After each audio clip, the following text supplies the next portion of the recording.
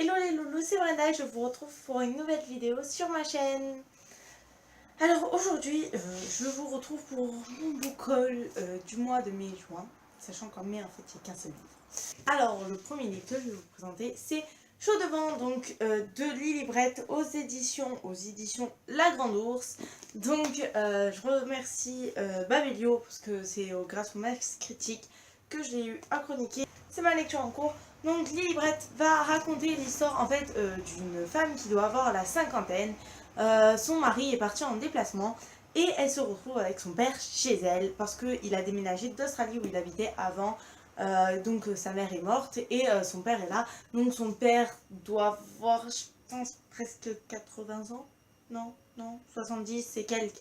Bon voilà, vous avez compris à peu près l'âge qu'il a dans les 60, entre 70 et 80. Vu comme elle est dans les 50. Et en fait, son père va changer parce qu'il est toujours sur son dos, toujours à vouloir bien faire, mais c'est chiant, voilà. Elle va se rendre compte qu'en fait, il est moins présent et tout. Je pense que son père va avoir une histoire d'amour avec une femme, donc je suis à la page 54 et je crois savoir qui est cette femme aussi. Voilà. Voilà, ça va être un roman qui va raconter donc tout ça. En premier lieu, je suis allée à Cash Express l'autre fois, voilà. Et mon père m'a acheté quelques livres, voilà, que j'ai choisi bien sûr. Hein. Et voilà, je vais vous les présenter vite.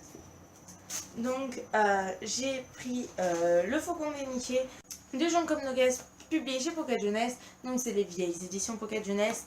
Voilà, hein, il n'est pas en très très bon état. De manière, j'ai acheté à Cash Express pour 50 centimes, s'il vous plaît. Donc le faucon déniché pour moi en fait c'est surtout la couverture qui m'a interpellée et le titre. Et aussi parce que je crois que je l'ai déjà vu quelque part passer au Moyen-Âge. J'adore le Moyen-Âge. On va raconter l'histoire d'un garçon qui adore les oiseaux et je crois qu'il va se lier d'amitié avec un faucon. Adopter un petit oiseau et ça va devenir en fait son ami. Voilà en gros le speech. Donc après j'ai acheté L'île du crâne de Anthony Horowitz, publié chez le livre de poche jeunesse. Donc, c'est un livre qui, en fait, c'est l'histoire d'un jeune garçon qui va être renvoyé de son collège. Et donc, ses parents vont l'envoyer dans une école qui est sinistre. Elle se trouve sur l'île du Crâne, donc qui est au large de l'Angleterre. Et il va soupçonner voilà, que l'école soit complètement atroce, que des trucs atroces y passent. Voilà, et on va découvrir au fur et à mesure ce qui se passe. Donc c'est du contemporain.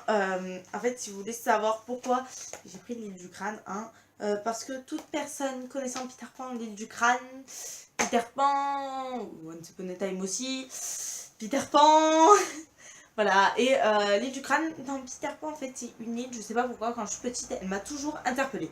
Donc voilà, quand j'ai vu le titre, je m'en fous. Ça n'a aucun rapport avec Peter Pan, mais c'est pas grave. Alors après j'ai pris Le fantôme de Canterville de Oscar Wilde, publié donc chez Folio Junior. Donc ça raconte l'histoire d'un fantôme qui est donc à Canterville et qui fait peur à plein de gens depuis des années, des siècles même. Et un jour une famille va arriver et vont le rendre complètement ridicule. Il va pas réussir à le faire peur, cette famille va complètement le ridiculiser. Voilà, alors un film est sorti avec Michael Young et je sais plus comment elle s'appelle, mais elle est dans Les Enfoirés. Et ce film, la bande-annonce, mais me tentait trop et j'ai pas pu aller le voir. Donc j'ai acheté La légende du roi Arthur, donc de Michael Morpurgo, donc publié chez Folio Junior. La légende du roi Arthur, j'ai pas besoin de vous la raconter. Donc Arthur, l'épée, les chevaliers de la table ronde, Lancelot, Genièvre, la légende arthurienne, Merlin, Morgane. Voilà. Mon père m'a pris donc Les ailes d'Alexandre, le tome 1, 4h44 de Anne Robillard, publié chez Michel Lafon Poche. Ça raconte une fille qui, à la mort de ses parents, va découvrir sa vraie vérité. Sa vraie vérité, voilà. Parce que j'ai raconté n'importe quoi et je crois que ça va être une fée parce que vous voyez les ailes, à part les anges et les fées, pas beaucoup de personnes en ont et je crois que c'est une fée. Alors après, je suis allée dimanche dernier dans des brocantes avec mes grands-parents. Du coup, j'ai acheté plein de livres. Oui, je sais, encore, je sais pas. Voilà, mais j'ai fait des affaires des fois. Ouais. Donc, j'ai acheté Je ne sais pas pourquoi je t'aime de Gabrielle Zevin, publié chez Le Livre de Poche. Donc, en fait, c'est une fille qui va, après une chute, va perdre en fait la mémoire et à son réveil, elle va trouver un garçon à son chevet et dont, dont elle est amoureuse. Mais en fait, elle est amnésique maintenant, donc du coup, ça fait qu'elle ne sait plus sa vie d'avant. Voilà, elle ne sait plus tout ça et elle ne sait plus pourquoi elle aime le titre. Bravo, Wanda. Je suis trop perspicace dans ma vie, c'est pour ça. Alors après, j'ai pris 3 filles et 12 coups de minuit. Donc de Jacqueline Wilson, j'ai mon rideau qui se bat. De Jacqueline Wilson, donc publié chez Hachette Jeunesse. En fait, ça va raconter une histoire. Mais en fait, je ne veux pas en savoir plus. C'est en fait un groupe d'amis et tout. Et à ce qui paraît, donc un garçon va tomber amoureux d'une d'entre elles, je ne sais pas de laquelle. Et voilà, il va avoir une histoire avec des 12 coups de minuit, sûrement parce qu'elle doit rentrer pas plus tard que minuit, voilà. Après, j'ai acheté donc 3 tomes, les 3 tomes de la même saga. Donc de la saga, je sais pas comment elle s'appelle, donc de Catherine Pancol, du livre de poche. Donc j'ai acheté Les yeux jaunes du crocodile, Les écureuils de Central Park sont tristes le lundi et La valse lente des tortues. Donc en fait, si vous regardez Bulle de mots, la chaîne Bulle de mots, donc Zoé, je vous mets le lien en barre d'infos, elle adore cette saga. Et voilà, elle fait que en parler. Et enfin, je crois que c'était du tome 1. En fait, je sais plus de quel tome elle parlait. Voilà, mais elle faisait que en parler. Et que du coup, ça fait que quand je les ai vus et que j'ai fait Madame, ça coûte combien? Et qu'Amaria me fait 50 centimes le livre. J'ai fait je l'achète, hein. Voilà. Ils sont pas en bon état, mais c'est pas grave. Après, j'ai acheté Voyage au centre de la Terre de Jules Verne, donc publié chez Le Livre de Poche, donc les vieilles éditions. Donc c'est un texte intégral. Et en fait, j'ai remarqué un truc, je sais plus quelle édition, on refait les tranches, vous savez, orange, rose et tout. Voyage au centre de la Terre, voilà, c'est vraiment le Jules Verne que j'ai le plus envie de lire. Voilà, vous comprenez pourquoi je l'ai acheté. Après, j'ai acheté Confession d'une accro du shopping de Sophie Kinsella, donc publié chez Pocket. Je ne sais pas vraiment qu'est-ce que ça raconte. Je ne vais pas vous en faire un résumé détaillé. Mais bon, Confession d'une accro au shopping, voilà, hein, vous vous doutez bien de quoi ça parle. C'est pas une femme qui déteste le shopping qui va parler, quoi. Et en fait, je l'ai vu sur la chaîne de Un jour un livre plutôt, parce que de Myriam. Enfin, voilà. Tout ça, ça m'a coûté 5 €. Oui, vous avez bien vu. J'ai acheté la saga entière. Bon, pas les euros de Lola, mais voilà. De Percy Jackson, de Rick Riordan, publié chez Albin Michel, vu comme c'est la collection Louise. Voilà, j'ai acheté tout ça pour 5 €. À la base, ils font 13,50 €. Donc oui, le tome 1 est un peu abîmé, sauf que là, il n'était pas corné, c'est juste le fait qu'il est resté dans le sac et tout. Mon grand-père a dû un peu l'abîmer, mais voilà. Le tome 1 est un peu abîmé et on voit genre qu'il a lu. Mais genre, par exemple, le tome 5. Le tome 5, il est comme neuf. Voilà. Voilà. Tome 5. Le tome 4, pareil. Tome 3, à part là, un peu en haut.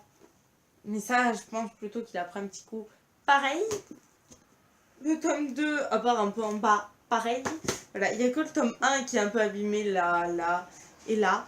Mais sincèrement, voilà, je crois que j'ai jamais été autant contente que ça. Et genre, je l'ai vu. Et le pire, c'est que j'ai failli ne pas les voir. C'est que, genre, ma grand-mère, mon gars, me fait « Oh, mais Brenda, ça, c'est pas les CD que tu regardes. » Et comme ça, je regarde. Et c'était le premier film de Twilight. Je regarde, je fais « Ah, si, je les regarde et tout, mais je les ai pas tous. » Je regarde, j'ai fait « Ah, ben, 1 € le CD, non, 50 centimes le DVD. » J'ai fait « Je vais le prendre. » Je regarde, ma grand-mère regarde les autres DVD et tout. Je vais pour payer. Et genre là, je vois une femme qui regardait les livres et qui passe comme ça. Et je les avais pas vus. Et là, je vois Percy Jackson.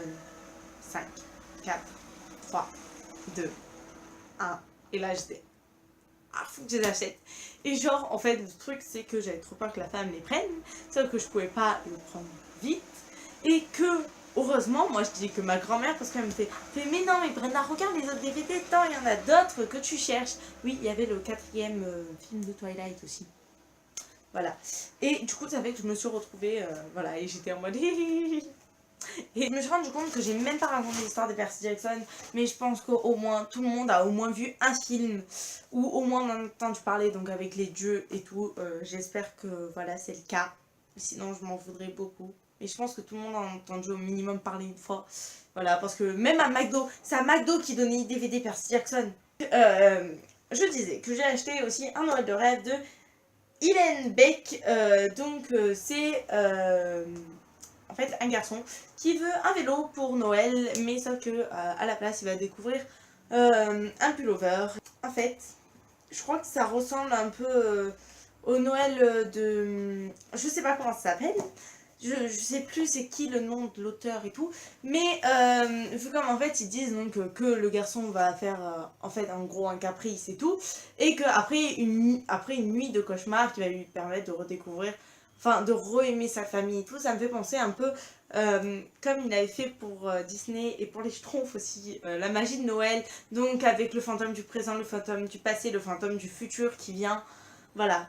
Alors après j'ai pris Les Mille et Une Nuits de Simbad le marin, aux étonnants classiques de Flammarion. Bon bref, c'est un des contes des Mille et Une Nuits. Voilà. On va pas plus présenter que ça parce que il n'y a pas vraiment d'auteur en fait dedans. Il n'y a pas vraiment de trucs, voilà. Donc c'est Les Mille et Une Nuits. En fait, je n'ai aucune idée du conte de Simbad le marin. Qu'est-ce que ça raconte? C'est juste que Les Mille et Une Nuits, voilà.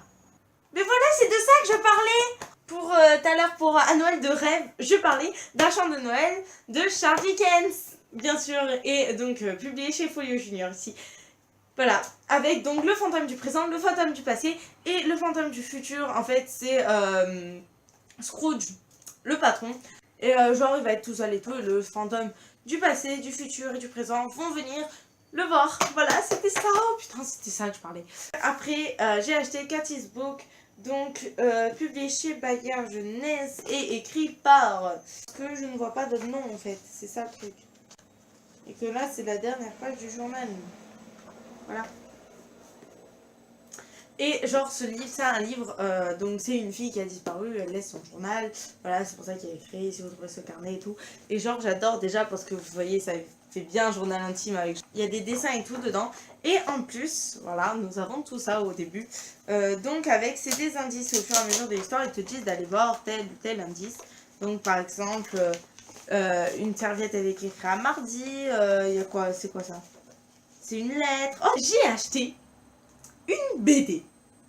Ouais, ça arrive pas souvent. Donc c'est L'île au trésor de Robert Louis Stevenson, donc publié chez Glénat. L'île au trésor, j'avais lu le livre il y a des années de ça quand même. Ça commence à faire, je devais être en CM1 je crois quand j'avais lu le livre. J'avais énormément aimé ce livre. Et genre, il faut que j'arrête de dire genre. Et j'avais vraiment aimé le livre L'île au trésor. Et quand je l'ai vu, donc déjà la couverture au bateau pirate m'a marqué. Puis L'île au trésor aussi, hein, bien sûr, parce que voilà. Voilà comment sont les dessins à l'intérieur, si vous voulez voir un peu. Et en fait, c'est une collection, donc les incontournables de la littérature en BD. Et il y a les contes des Mille et Une Nuits, ça je sais parce que ma grand-mère en a un chez elle que j'ai commencé à lire l'autre fois. Et il y a par exemple Le Tour du monde en 80 jours, le livre de la jungle, Voyage au centre de la Terre, voilà. Donc, alors ce n'est pas moi, c'est mon grand-père qui m'a passé ça. C'est La boîte à zen, donc des paresseuses. Donc j'aime beaucoup rien que la boîte à... Les paresseuses quoi. Et dedans, il y a plusieurs livres. Donc, il y a La positive attitude des paresseuses, donc de Olivia Toja. La zen attitude des paresseuses de Anne Benoît. Et Le fansushi des paresseuses de Régine Saint-Arnaud. Et voilà, c'est mon grand-père qui m'a passé ça parce que moi, paresseuse, non. Non, j'aime dormir en fait dans ma vie et que mon grand-père a dit quand j'ai vu ça, c'est pour toi Wanda. Et le dernier livre, alors lui, Harry Potter and the Philosopher's Stones, donc de J.K. Rowling, publié chez Bloomsbury, voilà. C'est les vieilles éditions de Bloomsbury. Certains disent oh là là. Voilà, c'est les vieilles éditions de Bloomsbury. Mais genre, quand je l'ai vu, j'étais en mode que déjà admirer cette magnifique couverture, déjà, hein, je tiens à préciser que voilà, il est juste trop beau. Et que quand je suis arrivée, mon grand-père m'a regardé, m'a fait Brenda, t'arrives à lire. Et donc, qu'est-ce que Brenda a fait dans sa vie? Elle a ouvert la première page. Elle fait Harry Potter was a ugly, unusual boy in many ways. Harry Potter n'est pas un garçon normal dans beaucoup de choses. Et for one thing, pour une chose, il attend the summer holidays. Il déteste les vacances d'été. Genre j'ai commencé à faire ça, j'ai fait tout le paragraphe. Donc dites-vous que j'ai dû mettre 2 minutes pour mes... Enfin j'ai mis quand même un sacré temps. Surtout que je traduisais mot par mot, tu vois, donc c'était bien compliqué. Voilà. Mais... Oh là là. Oh là là. Oh là là. En plus c'est mon Harry Potter préféré quoi. En fait, lors du dernier book haul, je vous avais dit que peut-être il restera des livres à vous présenter. Et oui, j'ai acheté 2 livres en fait depuis que j'avais tourné le book haul. Du coup, ça fait que je vais vous les présenter vite fait et ce sera la fin de la vidéo book haul. Alors, j'ai acheté L'étrange cas du Dr Jekyll et de Mr Hyde de Robert Louis Stevenson, donc publié chez Librio. En fait, j'ai acheté ce livre parce que je ne sais pas si certains d'entre vous suivent Once Upon a Time, mais dans les derniers épisodes de la dernière saison, on a parlé de Dr Jekyll et Mr Hyde et je suis tombée dessus dans les livres d'occasion à Auchan et du coup, voilà, je l'ai acheté. C'est une histoire un peu spéciale, le Dr Jekyll et Mr Hyde. Je n'ai pas lu le résumé, du coup, vu comme à cause de Once Upon a Time, je sais à peu près qu'est-ce que ça raconte, mais sincèrement, je ne vais pas vous dire ce que ça raconte, vu comme s'il y en a certains qui suivent Once Upon a Time qui sont en retard déjà. Voilà l'histoire. Moi j'étais en mode ah ouais, ah ouais. Presque, bon, je me demandais un peu qu'est-ce que ça venait faire là parce que c'est pas vraiment un conte, mais voilà. Je pense que même pour ceux qui veulent le lire, c'est bien de le découvrir comme ça. J'ai aussi acheté Maléfique, donc le livre du film Disney, donc publié chez Black Moon. Chez Hachette Black Moon. C'est Maléfique. Alors je ne sais pas si vous avez vu le Disney ou pas. Donc le film Maléfique avec Angelina Jolie et Elle Fanning dans le rôle de Aurore. Mais en fait, La Belle au Bois dormant n'est pas un Disney que j'aime particulièrement, en fait, je l'aime pas. Et j'ai adoré le film Maléfique, c'est vraiment un film que je vous reconseille à 20 000% parce que en fait, le truc du film, le synopsis, c'est en fait, on connaît tous l'histoire de Aurore, La Belle au Bois dormant, mais on connaît pas l'histoire de sa méchante. Et ça m'avait beaucoup intrigué quand même qu'on se tourne du point de vue d'une méchante. Et voilà, Maléfique est juste waouh. Voilà. Je vous le conseille, mais à 100 000%. Voilà, le film en tout cas, parce que le livre je l'ai pas lu, mais le film est juste génial, méga génial. Bon, moi je vous fais des bisous, je vous dis à la prochaine. Ciao.